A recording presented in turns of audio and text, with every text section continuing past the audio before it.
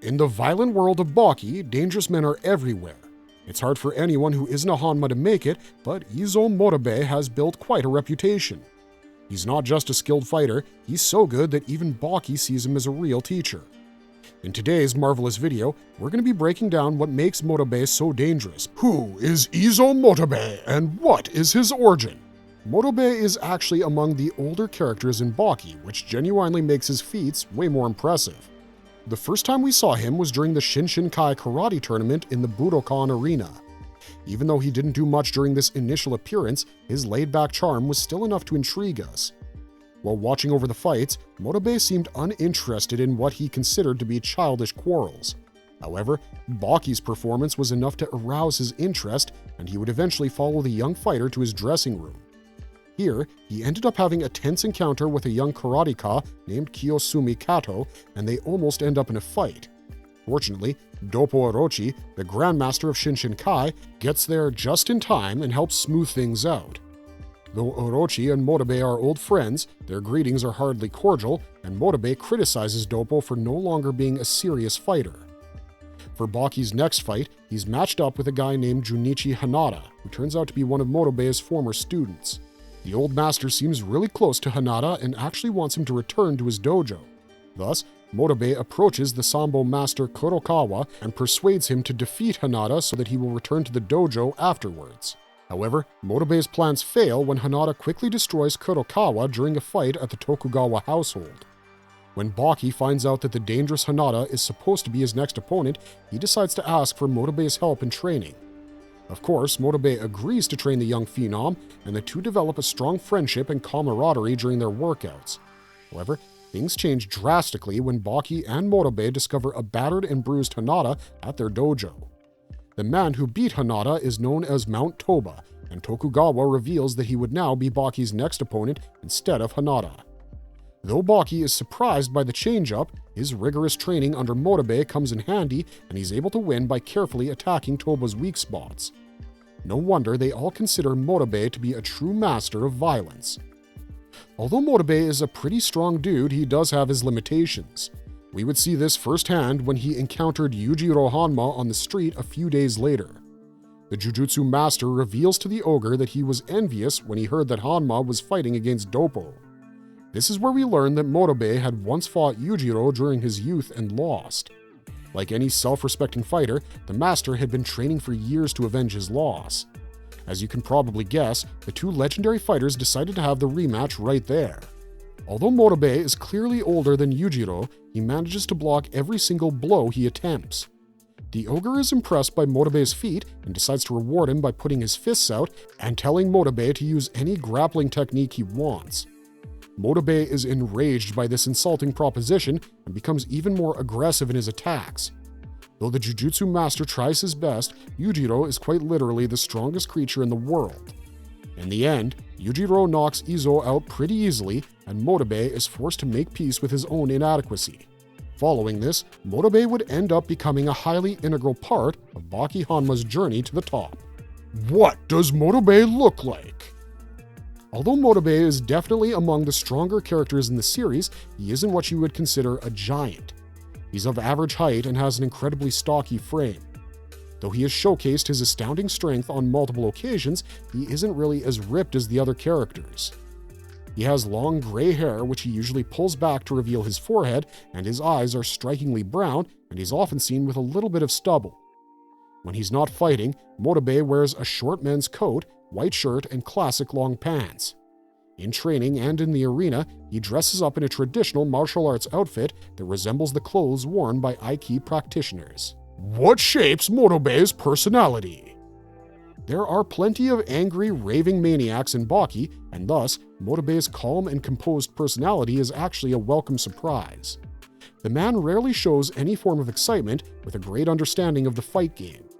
As an experienced martial artist, he's developed a measured and pragmatic approach to fighting and is also good at analyzing unconventional techniques used by other fighters.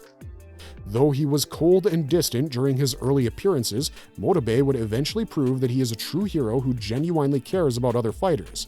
For example, when Miyamoto Musashi appeared in the present day to terrorize combatants, Motobe wanted to take on the dreaded Ronin himself just so he could protect the other fighters. On some occasions, he has even shown empathy towards his individuals and even wanted to save Musashi from his own loneliness. Though Motobe is a balanced individual, he does have some fixations. He was hell-bent on defeating Yujiro in his early appearances, but eventually realized that the ogre's talents were far beyond him.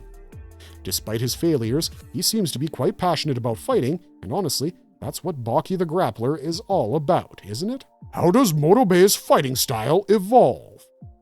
It's no secret that Motobe is a highly skilled martial artist. He's gained a reputation for being a pragmatic warrior and has developed numerous techniques, especially in jujutsu.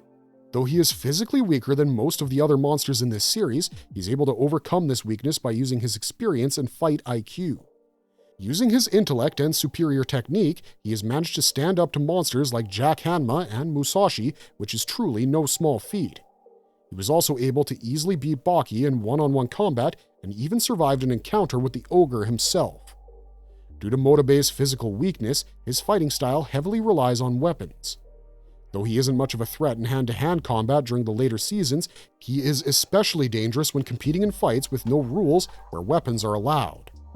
Over the years, we've begun to see Motobe more like a warrior instead of a fighter, as he is well-versed in the use of weapons like shurikens, tanos, brass knuckles, and kusari gamas. What is the finger grab technique? As the name suggests, the finger grab technique requires the user to grab hold of their opponent's fingers in order to throw them onto the ground. This technique is considered to be one of Motobe's signature moves, and we first saw it being used against Kin Ryuzan. He has also been known to defeat numerous fighters using this technique, even though he wasn't really able to break Kin Ryuzan's finger during their encounter. Still, this is a powerful move that can cause a significant amount of damage when used correctly. How does Motobe use the rear naked choke? As a jujutsu practitioner, Motobe has mastered a number of holds and chokes that can put his opponents to sleep. The rear naked choke is undoubtedly the most popular, as it's simple yet highly effective. In order to use it correctly, the fighter must restrict blood flow to the opponent's brain by applying pressure to the carotid artery, which can leave the opponent unconscious. The word naked refers to the fact that one doesn't need a training uniform to use this particular attack. It's one of the most commonly used moves in multiple combat disciplines like judo, jujutsu, sambo, and more. Needless to say, a master like Izou can employ this attack with ease, and we've seen him use it during his brutal fight with Miyamoto Musashi, where he defeated the renowned samurai by choking him with his one functional arm. Though this technique is extremely effective, it can still be countered when not used perfectly. What role does the dropkick play in Motobe's style? The dropkick is a technique where a wrestler or grappler jumps up to kick their opponent with both their feet.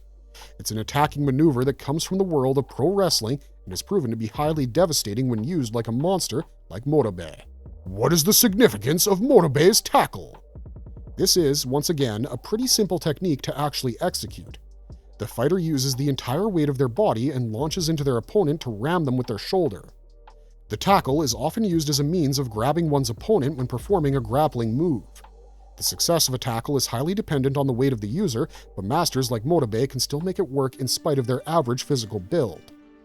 We saw this technique being used by Motobe in the 4th manga series, where he employed it on Miyamoto Musashi. How does Motobe use the headbutt? The headbutt is exactly what it sounds like.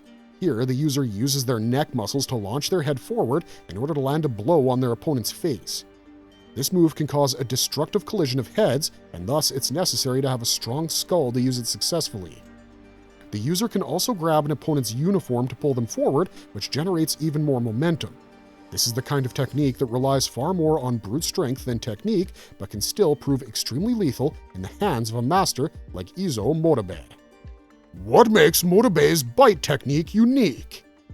This one isn't the most graceful or powerful, but it still stands out due to its brutality. The most primitive move of all time, this is a technique that is used by most mammals. The fighter uses his jaw to dig into the opponent's face in order to tear their flesh and skin. The technique requires zero force of attack and cannot be redirected even by counter moves like Aiki. Motobe used it on himself during his infamous battle with Musashi, where he was left with just one functional arm. Thus, he was forced to improvise a rear naked choke by biting on his left arm, which ultimately allowed him to win over the legendary samurai. Marvelous verdict! Izou Motobe is a character that proves you don't have to be a muscular behemoth in order to fight. He is a composed and experienced fighter who relies on his intelligence to defeat the literal monsters he encounters, which makes us respect him even more. Though Motobe isn't really the most powerful fighter in this universe, he's still a pretty significant threat to anyone he goes up against. And that's what makes him so much fun to watch. Unfortunately, that's all we got for you on this legendary warrior, but do let us know what other characters you'd like us to analyze in the comments down below.